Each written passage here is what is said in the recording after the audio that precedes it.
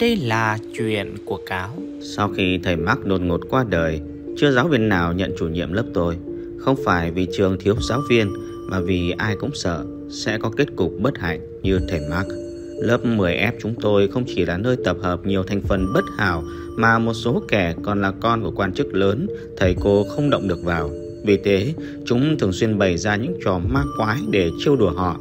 Những trò đùa ấy nhẹ thì khiến các giáo viên bực bội, sợ hãi, nặng thì như thầy Mark ra đi trong tức tưởi. Hiện trường nhanh chóng được dọn dẹp.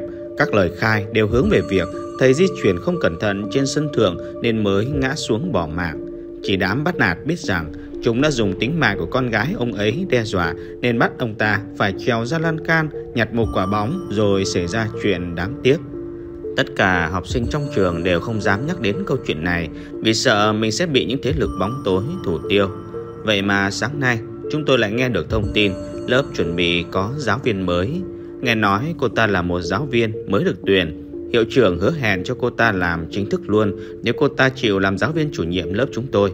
Có lẽ phần thưởng quá lớn nên cô ta đã đồng ý. Giờ học đã chuẩn bị bắt đầu. Đám nghịch ngợm trong lớp cũng đã chuẩn bị xong những trò chơi khăm của mình. Chúng bắt đầu cá cược xem trò nào sẽ khiến cô giáo hoảng sợ nhất, và chúng sẽ mất bao lâu để khiến cô ta bỏ chạy khỏi lớp học. Và như mọi lần, một thằng khác đi quanh lớp học bắt chúng tôi phải đóng tiền để làm phần thưởng cho trò cá cược của bọn chúng. Chúng tôi đủ biết kết cục sẽ tệ thế nào nếu không tuân theo, nên đều ngoan ngoãn vâng lời. Mặc dù nhiều đứa phải ăn trộm tiền của bố mẹ thì mới đủ tiền nộp cho bọn chúng. Tiếng giày cao gót đã sát gần lớp. Cánh cửa dần được bật mở. Xô nước bẩn được đặt ở trên cũng được thằng Peter giật đổ xuống. Chúng háo hức chờ đợi một tiếng hét chói tai. Thế nhưng tiếng hét lại là của đám học sinh chúng tôi. Thứ nước bẩn tự dưng chĩa về phía chúng tôi khiến cả đám toán loạn. Trong khi cả đám đang nháo nhào thay quần áo, cô giáo mới đứng trên bục giảng mỉm cười. Cô ta bảo: tôi đã chờ đợi những trò độc đáo hơn. Ai dè, chỉ là mấy trò con nít. Xin lỗi vì đã đánh giá cao các em. Giờ học đầu tiên này chắc chỉ để dọn dẹp lớp học thôi. Nhân tiện đây thì tôi tên Katie, giáo viên chủ nhiệm mới của các em. Giáo viên bước chậm rãi về phía bàn của mình. Thằng Shin nhìn theo chăm chú, chờ đợi giáo viên ngồi xuống cái ghế đang đổ đầy keo dính. Bất chợt cô ta bảo nó cởi áo của mình để lót cho cái ghế. Cả đám ngạc nhiên khi có người dám nhờ vả nó. Thế nhưng trong sự ngỡ ngàng của chúng tôi, Shin đã cởi áo để lót cho chỗ ngồi của cô giáo. Ngay khi đặt lên ghế, áo của nó đã dính chặt lấy cái ghế. Cô giáo tỏ vẻ tiếc nuối.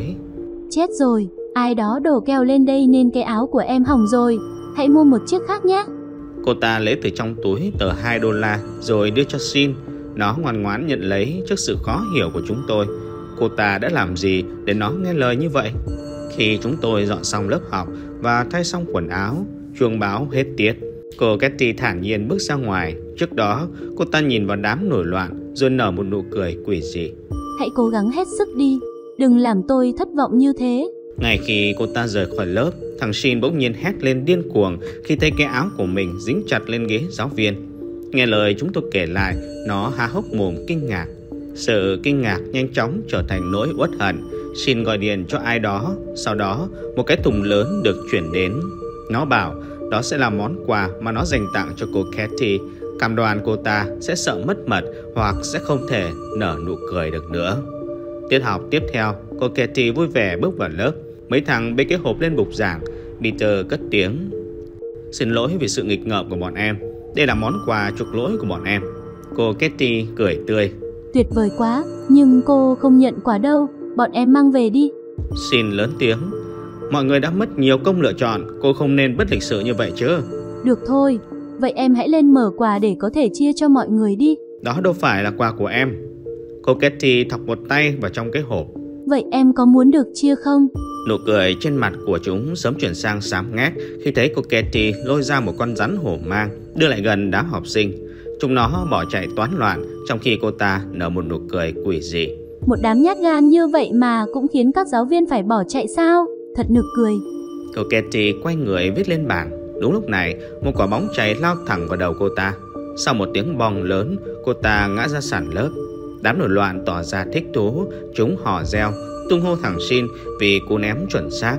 Một lúc sau, thấy cô Katie vẫn nằm dài trên đất, máu thì chảy ròng ròng. Chúng liền sai thằng Peter lên kiểm tra. Nó giật mình khi thấy cô giáo không còn hơi thở, sợ hãi nhìn đám ngỗ nghịch để tìm cách xử lý. Thằng Shin lạnh lùng bảo: thả xuống từ cửa sổ đi. Cả đám liền tiến lại, cố gắng bị cô Katie ném qua cửa sổ. Sau tiếng rầm, một giọng nói vang lên khiến cả đám giật mình. Các em làm gì vậy? Đó là tiếng của Katie, và cô ta đang đứng ở trước cửa lớp với nụ cười quỷ dị. Cả đám sợ hãi nhìn nhau kiểu khó hiểu. Thằng Peter hốt hoảng nhìn ra ngoài cửa sổ, la toáng lên thất thanh vì bị một bàn tay xương sẩu bám vào cổ áo. Nó hốt hoảng nhận ra đó là thầy Mark với hình dạng một xác sống. Ông ta cứ vậy bò lên người thằng Peter rồi bước vào trong lớp. Trước sự sợ hãi của cả đám, một vài thằng tính cầm gậy bóng chày xông vào tấn công, nhưng vũ khí không thể hạ gục được ông ta. Sau mỗi trận đòn, ông ta lại hồi phục như bình thường. Tốc độ và sức tấn công thì lại mạnh và nhanh hơn trước, khiến chúng dễ dàng bị hạ gục. Nhận thấy tình huống bất ổn, chúng tính bỏ chạy ra ngoài, nhưng các cánh cửa đều đã bị đóng chặt, không tài nào mà mở ra hay bị phá hủy. Chào các em, đây là bố của cô, các em chắc hẳn cũng đã biết. Không thể nào, ông ta chỉ có đứa con gái nhỏ cơ mà. Shin hét lên phản bác. Thế này sao?